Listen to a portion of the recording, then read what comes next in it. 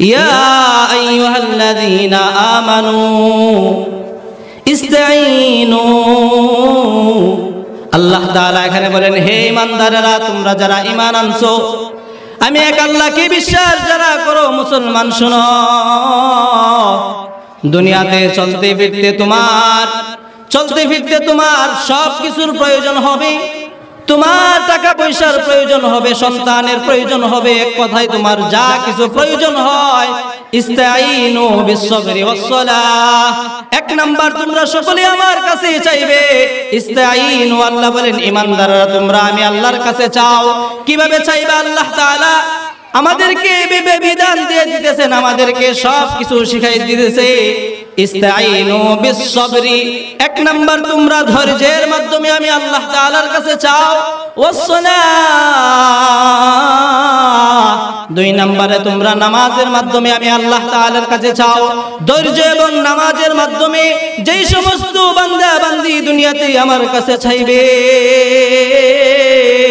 আমি আল্লাহ তাআলা ওই মানুষটা যদি ধনীও না হয়, গরিবও যদি হয়, তার খাওয়ার কোনো কিছুই নাই, পরার কোনো কিছু নাই, তারপরেও সে যত বালা মুসিবত আসে, যা কিছু আছে, সন্তান নাই, বালা মুসিবত আসছে, অভাব অনশন চলে আসছে, ছেলেকে লক্ষ লক্ষ টাকা দিয়ে বিদেশে পাঠিয়ে বিদেশের বাড়িতে পাঠিয়েছিল, ছেলে বিদেশে গিয়ে মাইর খেয়ে ফেলছে, অথবা লক্ষ লক্ষ টাকা দিয়ে গাড়ি ক্রয় করছিল, নিজের জীবনটা পরিবারকে চালানোর জন্য সব কিছু করছে, আবার গাড়ি কিনে গাড়ি চুরি নিয়ে গেছে, গাড়ি নষ্ট হয়ে যায় বারে বারে।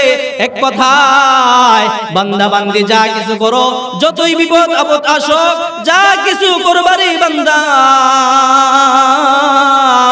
যা কিছু তুমি করো না কেন দুনিয়াতে, তুমি আল্লাহ তাআলার কাছে ধৈর্য এবং নামাজের মাধ্যমে যদি তোমরা চাইতে পারো।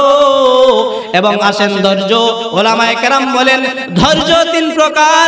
এক নম্বর হলো সবরুন আলা তাআহ, এক নম্বর ধৈর্য হলো ইবাদতের মাধ্যমে আমি আল্লাহ তাআলার কাছে চাইবা। কিভাবে চাইবো? ইবাদতের মাধ্যমে। ইবাদত কি জিনিস? আল্লাহ তাআলা যেগুলো আমাকে আপনাকে বিধান হিসেবে দিয়ে দিয়েছে, 5 ওয়াক্ত নামাজ, হজ, রোজা, যাকাত, দান খয়রাত, সব কিছু যা কিছু আছে রে বান্দা, আমি আল্লাহ তাআলা যত হুকুম দিয়েছি, এক কথায় ইবাদতের মাধ্যমে আমি আল্লাহকে স্মরণ করবা। তুমি যখন এখন শীতের রাত, ফজরের সময় তুমি ঘুম থেকে উঠবা রে বান্দা, কিন্তু শীতের পানি দিয়ে তুমি যে ঠান্ডা পানি দিয়ে ওযু করবা, এটা তোমার কষ্ট হবে।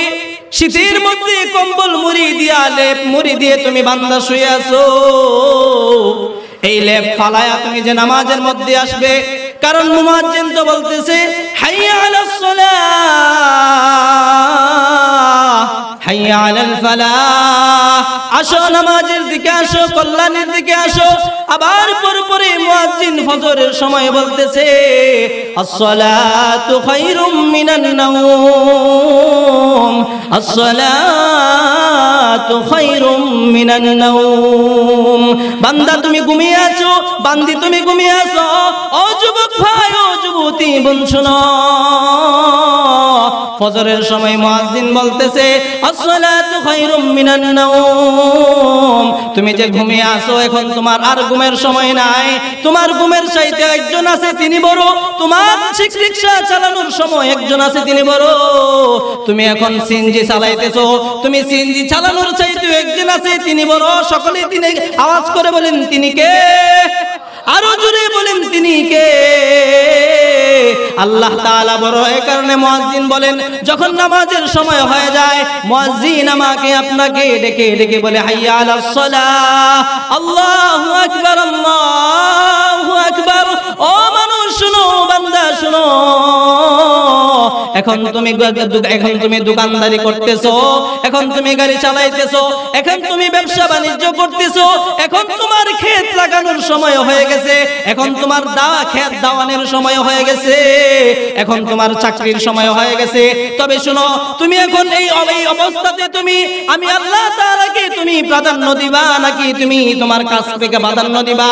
আজকে আমাদের সমাজে কিছু মানুষ এমন দেখা যায়, ফজরের সময় ঠান্ডা পানি দিয়ে ওযু করবে ভয় পায়, ফজরের সময় ঘুম থেকে উঠবে উঠবে বান্দা, ঘুম থেকে ওইটাছে যে মসজিদে আসবে এটাকে সে দিচ্ছে, ভয় পাইতেছে, কিন্তু এই বান্দাটাই আবার সকাল ভোরে শীতের একটা পানির মধ্যে, শীতের মধ্যে প্রচন্ড ঠান্ডার মধ্যে ওই মানুষটাই আবার ক্ষেত লাগানোর মধ্যে জন্য বন্ধে যায়, ঠিক কিনা বলেন?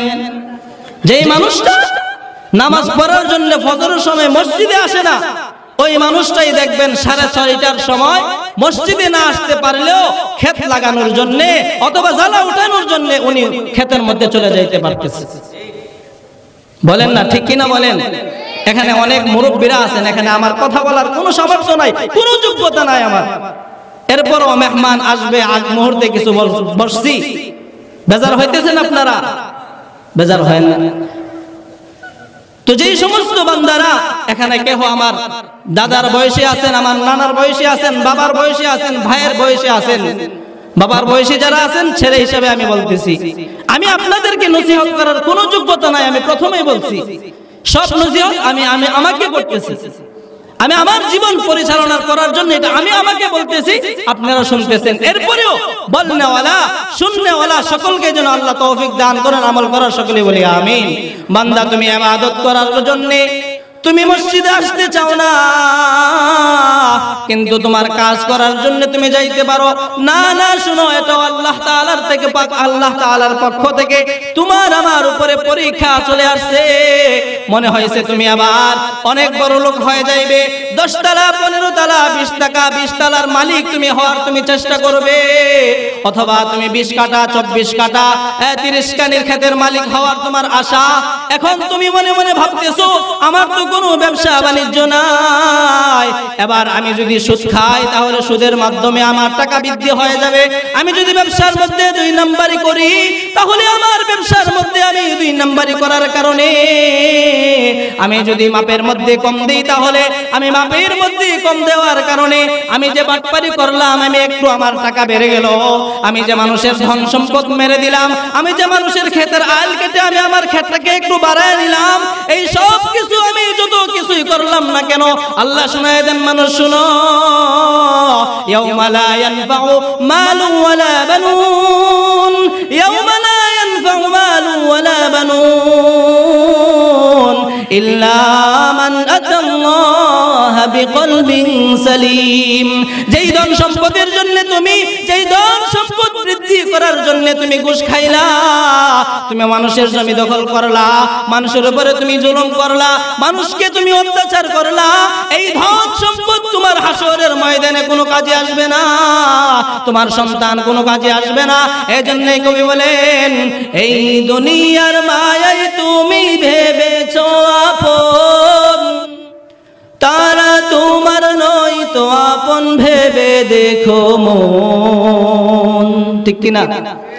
এই দুনিয়ায় যাদের তুমি ভেবেছো আপন, তারা তোমার নয় তো আপন ভেবে দেখো মন, কেউ তোমার ওই ছোট্ট ঘরের সাথী তো হবে না রে, কেউ তোমার ওই ছোট্ট ঘরের সাথী তো হবে না রে, লা ইলাহা ইল্লাল্লাহু বলবে লোকে রে, লা ইলাহা বলবে লোকে রে, সকলে পড়েন, লা ইলাহা ইল্লাল্লাহু বলবে লোকে রে। ভাই সেদিন কাঁদিবে কে ঘুমে ঘুমালি রে, বোন সেদিন কাঁদিবে কেমনে সায়রা গেলি রে, ভাই কাঁদিবে বোন কাঁদিবে কে দেবে হুশ হবে রে, পিতা মাতা বলবে কেমনে থাকবি একা কবরে, লা ইলাহা ইল্লাল্লাহু বলবে লোকে রে, লা ইলাহা ইল্লাল্লাহু বলবে লোকে রে। সবাই একটু পারেন, লা ইলাহা ইল্লাল্লাহু। এই দুনিয়ায় মায়ায় পড়ে আল্লাহকে ভুলিয়া কোটিপতি হয়েছো তুমি হারাম না মানিয়া, এই দুনিয়ায় মুখে পড়ে আল্লাহকে ভুলিয়া কোটিপতি হয়েছো তুমি হারাম না মানিয়া, সাপ হইয়া সাপ হইয়া সেই মালই তোর কামড়াবে কপালে রে। লা ইলাহা ইল্লাল্লাহু বলবে লোকে রে, লা ইলাহা ইল্লাল্লাহু বলবে লোকে রে, লা ইলাহা ইল্লাল্লাহু বলবে লোকে রে। যাই হোক, যে কথা বলতেছিলাম, এই ধন সম্পদ কামানোর জন্যই মানুষ কি করে? একজন আরেকজনকে আঘাত করে, করে না বলেন? যারা ডাকাতি করে তারা কিসের জন্য করে? বাড়ির জন্য। যার বাড়িতে আঘাত করছে, ডাকাতি করছে, তার বাড়ি কি তুলে নেওয়ার জন্য ডাকাতি করে না? কেন? ধন সম্পদের কারণে। মিথ্যা কথা বলে, মাপের মধ্যে বেজাল করে, 2 নম্বরই করে, মনে মনে কি ভাবে যে কেউ দেখে না। আচ্ছা বলেন তো, কেউ যদিও না দেখে, পৃথিবীর কেহ যদি না থাকে, কে দেখে বলেন তো? আরো জোরে বলেন না আল্লাহ তাআলার নামটা জোরে বলেন না, ইয়া আল্লাহ। আরো বলেন জোরে, ইয়া আল্লাহ। আল্লাহ তাআলা তো অবশ্যই দেখে। তাইলে আমি দুনিয়াতে চুরি করলাম, বাটপারি করলাম, মাপে বেজাল করলাম, অপরের সম্পদ আমি দখল করলাম, অপরের উপর আমি শুধু শুধু আমি জুলুম করলাম। কথার মাধ্যমেও কিন্তু জুলুম করা যায়। কথার মাধ্যমে মানুষকে কি করা যায়? জুলুম করা যায়। মনে রাখবেন, একজন মানুষকে হাতে অথবা লাঠি দিয়ে আঘাত করলে অথবা ছুরি দিয়ে আঘাত করলে যতটুকু তার ব্যথা অন্তরে লাগে, এর চাইতে আরো সবচাইতে কোটি গুণ বেশি ব্যথা লাগে একজন মানুষের কথার মাধ্যমে। এটা আপনি যদিও বলেন ঠিক, আর যদি নাও বলেন যে না এটা ঠিক না, এরপরও এটা ঠিক হই। হাদিসের ভাষায় কি এটা ঠিক? এবার কাহারও বুঝে আসুক আর না আসুক, নেক আমল করুক আর না করুক, হাদিস মানুক আর না কান মানুক, মনে রাখবেন আমি যদি কোরআন না মানি, আজকে তো এমন মানুষের কথা মুখ দিয়ে কথা বের হয় যে তারা নাকি কোরআন নাকি মানে না, নাউযুবিল্লাহ বলেন। আল্লাহর নবী বলেন, তারাকতু ফীকুম আমরাইন লান তাদিল্লু মা তামাসসাকতুম বিহিমা কিতাবাল্লাহ ওয়া সুন্নাত রাসূলি। হে উম্মত শুনো, আমি দুনিয়া থেকে বিদায় হয়ে যাইতেছি। আমি নবী চিরদিন তোমাদের কাছে থাকার জন্য আসি নাই। তোমরাও দুনিয়া থেকে বিদায় হয়ে যাবে, আমিও বিদায় হয়ে যাব। যেই মানুষটার ঘরের মধ্যে খাবার নাই, ওই মানুষটারও কি মৃত্যু হবে কি হবে না বলেন? যেই মানুষটা সারা পৃথিবীর সবচেয়ে ধনী, যেই মানুষটা যার খাবারের কোনো ব্যবস্থার অভাব নাই, যার থাকার কোনো ব্যবস্থার অভাব নাই, যার স্বর্ণ টাকা পয়সা খাবার দাবার কোনো কিছুর অভাব নাই, ওই মানুষটার কি মরণ হবে কি হবে না বলেন? অবশ্যই মরণ হবে। কুল্লু নাফসিন যায়িকাতুল মাউত। মানুষ শোনো, তুমি বিশ্বাস করো আর না করো, তবে সারা পৃথিবীর মানুষ একটা জিনিস বিশ্বাস করে, সেটা হলো মৃত্যু। দুনিয়ার সবকিছু যদিও সে সন্দেহ রাখে, মৃত্যু এমন একটা জিনিস যেটাকে বেঈমান কাফেররাও পর্যন্ত মানে সঠিকভাবে, ঠিক কিনা বলেন? এই জন্য দুনিয়াতে চলতে গিয়ে আল্লাহ বলেন বিপদ আসবে। ওয়ালা নাবলুওয়ান্নাকুম বিশাইইম মিনাল খাউফ ওয়াল জু' ওয়া নাকসিম মিনাল আমওয়ালি ওয়াল আনফুসি ওয়াস সামারাত। ও বান্দা, ও বান্দি শুনো, ও সতিয়ারা গ্রামের মানুষ শুনো, আমি আল্লাহ তোমাকে অবশ্যই পরীক্ষা করব। একজন প্রধানমন্ত্রী, একজন রাষ্ট্রপতি, যে রাষ্ট্রপতি হয়েছে, ওই মানুষটাকেও কিন্তু পরীক্ষা দিতে হয়েছে কি হয়েছে না বলেন? তাকে পরীক্ষা দেই নাই? তো পরীক্ষা ছাড়া কোনো মানুষ উত্তীর্ণ হতে পারে না। পরীক্ষা ছাড়া কোনো মানুষ নিচের ক্লাস থেকে উপরে ক্লাসে উঠতে পারে না। পরীক্ষা ছাড়া কোনো মানুষ কি করতে পারে না, কোনো কিছু করতে পারে না। এই জন্য আল্লাহ বলেন, ওয়ালানাবলুওয়ান্নাকুম বিশাইইম মিনাল খাউফ। ও বান্দা শুনো, আমি আল্লাহ তোমাকে অবশ্যই তোমাকে আমি আল্লাহ পরীক্ষা করব, বিভিন্ন ভাবে পরীক্ষা করব, ভয় ভীতি দিব। আমি আল্লাহ খাবার দিব। সন্তান ঘর থেকে বের হয়েছে, ঢাকার উদ্দেশ্যে যাবে, ইতালির উদ্দেশ্যে যাবে, ঘর থেকে বের হয়েছে, মা কাঁদে, বাবা কাঁদে, ভাই কাঁদে, ছেলে মেয়ে কাঁদে, সবাই কাঁদে যে হায়রে আমার ছেলেটা বিদেশের বাড়িতে যাইতেছে। এই মানুষটাও যে ঘর থেকে বের হয়েছে বিদেশে যাওয়ার জন্য, হঠাৎ সে ঢাকা এয়ারপোর্টে যাওয়ার আগে সে রুট অ্যাক্সিডেন্ট হয়ে গেছে। এমন হয় কি হয় না? ঘর থেকে বের হয়েছে, ঢাকার উদ্দেশ্যে যাবে, কিন্তু তার সন্তান অ্যাক্সিডেন্ট করেছে, সে এখন হাসপাতালে আসে। সন্তান ঘর থেকে বের হয়েছে, বাবা ঘর থেকে বের হয়েছে জীবিকা নির্বাহ করার জন্য গাড়ি চালাবে, কিন্তু গাড়ি চালাইতে গিয়ে হঠাৎ রাস্তার মধ্যে অ্যাক্সিডেন্ট হয়ে গেছে। এমন মানুষ আছে কিনা? নাই। আমি আল্লাহ বলেন, আমি আল্লাহ ভয় দিব, আমি আল্লাহ তাআলা খোদা দিব, আমি আল্লাহ তাআলা সন্তান দিব, আমি আল্লাহ তাআলা সন্তান দিয়ে আবার আমি আল্লাহ সন্তান ছিনায় নিব, আমি আল্লাহ তাআলা শুধু মেয়ে দান করব, অথবা আমি আল্লাহ তাআলা শুধু ছেলে দান করব, অথবা আমি আল্লাহ তাআলা ছেলে মেয়ে উভয়টাই দান করব, অথবা আমি আল্লাহ তাআলা ছেলে মেয়ে কোনটাই আমি আল্লাহ দান করব না। এমন মানুষ আছে না নাই বলেন? এটা আল্লাহ তাআলার পক্ষ থেকে পরীক্ষা। আল্লাহ বলেন, আমি অবশ্যই বান্দা তোমাকে পরীক্ষা করব। কেনই বা পরীক্ষা করব না? আমি আল্লাহ তোমাকে এমন এমন জিনিস মৃত্যুর পরে দান করব রে বান্দা,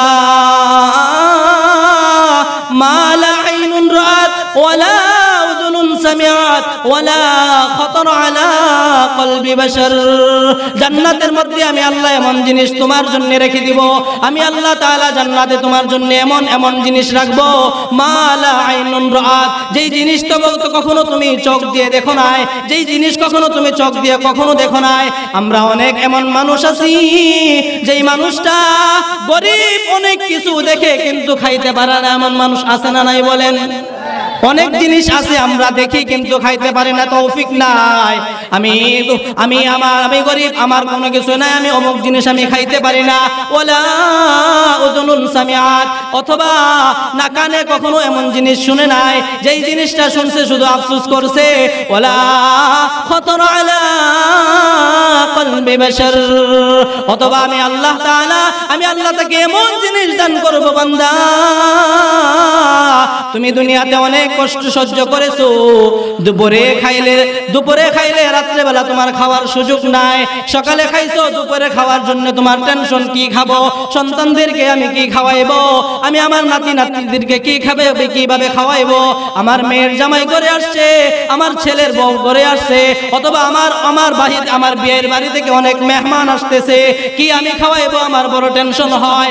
আল্লাহ বলেন, শুনে রে বান্দা, দুনিয়াতে তোমার অভাব অনটন ছিল, তোমার অনেক কিছু ছিল, তুমি খাইতে পারো নাই, তুমি শুধু দেখছো, তুমি করছো, আইরে আমি গরিব মানুষ, এটা তো আমি খেতে পারবো না, অথবা তুমি কোনো কিছু কখনো শুনে নাই, অথবা তুমি দেখবা শুনবা দূরের কথা, তুমি তোমার জীবনে কখনো কল্পনা করো নাই, আমি আল্লাহ তাআলা তোমার জন্য মৃত্যুর পরে এমন এমন জিনিস আমি জান্নাতে রাইখা দিছি।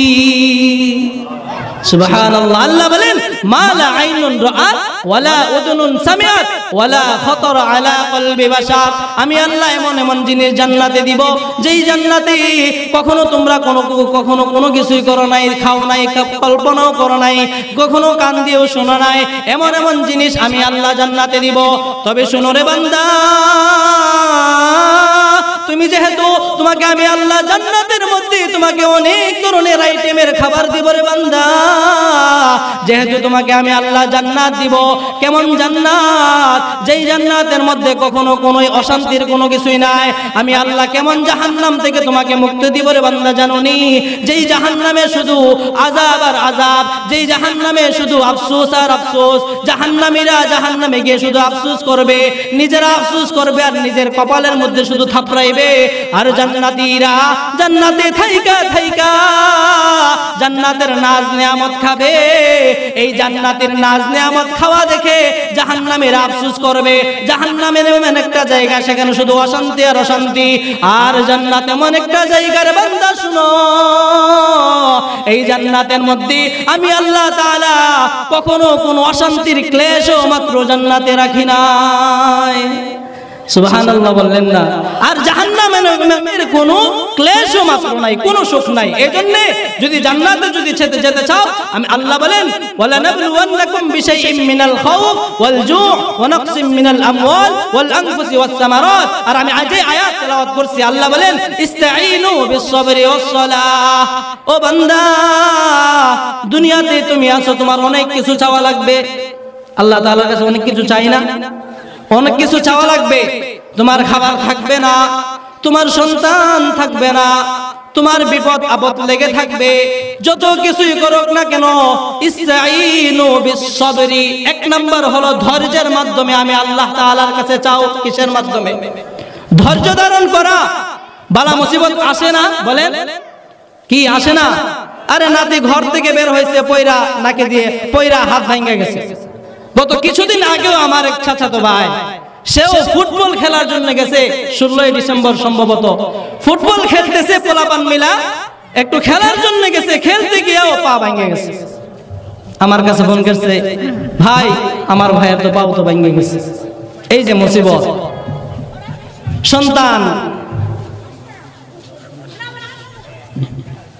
সন্তান বিপদ আপদে পড়বে, মুসিবত। এজন্য উলামায়ে কেরাম বলেন সবরুন আলা তাআ, এক নম্বরে ইবাদতের মাধ্যমে কি করা? আল্লাহ তাআলার কাছে সাহায্য প্রার্থনা করা। 2 নম্বর ওয়াসসালাহ, এবং নামাজের মাধ্যমে বিপদ আপদ আসছে, এটা আল্লাহ তাআলার পক্ষ থেকে পরীক্ষা তোমার জন্য। অথবা তোমার বিপদ আপদ লেগে আছে, অভাব লেগে আছে, ঋণের কারণে ঘর থেকেই বের হতে পারে না। যত মুসিবত তোমার আসে সব কিছু থেকে তুমি যদি কি করতে পারো? ধৈর্য ধারণ করতে পারো। আল্লাহ বলেন ওয়াবাশশিরিস সাবিরিন, যারা দুনিয়াতে বিপদ আপদ আসবে ধৈর্য ধারণ করবে, সন্তান নাই ধৈর্য ধারণ করবে, খাবার নাই ধৈর্য ধারণ করবে, যত কিছুই থাকুক না কেন কোনো কিছুই শুধু অভাব আবার ধৈর্য ধারণ করবে। আল্লাহ বলেন ওয়াবাশশিরিস সাবিরিন, আল্লাহ তাআলা ধৈর্যশীলদেরকে আল্লাহ তাআলা সুসংবাদ দিতেছে। কিসের সুসংবাদ? আল্লাহ তাআলার ওই বান্দার মৃত্যু হবে, আল্লাহ তাআলা তাকে জান্নাত দিয়ে আল্লাহ তাকে ধন্য করবেন। নবীজি বলেন ইন্নামাস সাবরু লাইসা লাহুল জাযা ইল্লাল জান্নাহ, যেই মানুষটা ধৈর্য ধারণ করবে ওই মানুষটার বিনিময়ে কি হবে? মৃত্যুবরণ করবে, জান্নাতের মধ্যে সে চলে যাবে। সুবহানাল্লাহ।